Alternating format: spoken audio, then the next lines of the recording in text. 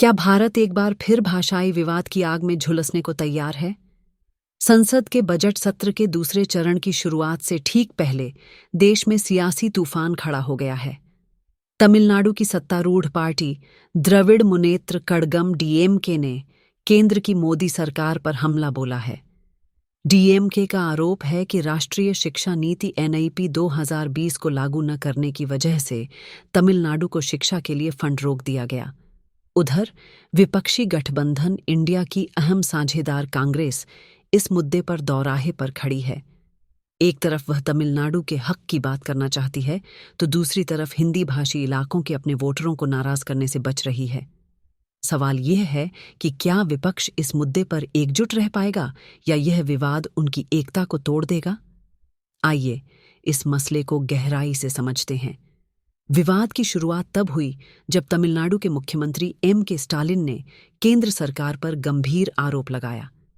Stalin ने कहा कि समग्र शिक्षा योजना के तहत राज्य को मिलने वाले 2,152 करोड़ रुपये के फंड को रोक दिया गया है। यह योजना शिक्षा के अधिकार कानून को लागू करने में मदद के लिए बनाई गई थी। स्टालिन का दावा है कि फंड रोकने की असली वजह यह है कि तमिलनाडु ने एनईपी 2020 के तहत 3 भाषाओं की नीति को ठुकरा दिया। इस विवाद का मूल तमिलनाडु का हिंदी थोपने के खिलाफ पुराना रुख है। ज्यादातर भारतीय राज्यों जैसे केरल और कर्नाटक के उलट तमिलनाडु 2 भाषा नीति पर चलता है, तमिल और अंग्रेजी। वहीं एनईपी में 3 भाषाओं का फॉर्मूला है, क्षेत्रीय भाषा, अंग्रेजी और हिंदी। तमिलनाडु के लिए यह लाल झंडा जैसा है। तमिलनाडु का हिंदी विरोध का इतिहास करीब 1 सदी पुराना है। राज्य में हिंदी थोपने के खिलाफ आंदोलन समय समय पर उभरते रहे हैं। डीएमके ने अपनी सियासी पहचान इसी विरोध से बनाई है। स्टालिन का कहना है कि केंद्र सरकार तमिलनाडु को उसकी मजबूत नीति के लिए सजा दे रही है। लेकिन इस पूरे मसले में कांग्रेस की क्या भूमिका है?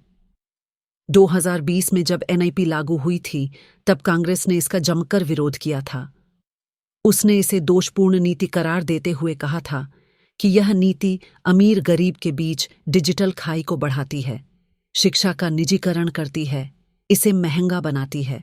संसद को दरकिनार कर बनाया गया और कथित तौर पर आरएसएस के परामर्श से तैयार किया गया, न कि शिक्षाविदों से चर्चा करके। लेकिन अब कांग्रेस अपने बयानों में सावधानी बरत रही है।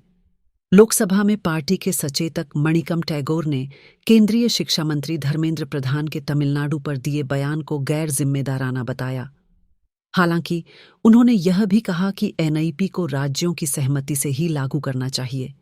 कांग्रेस की यह दोहरी चाल साफ दिख रही है ना, तो वह तमिलनाडु को नाराज करना चाहती है और न ही हिंदी पट्टी के अपने समर्थकों को।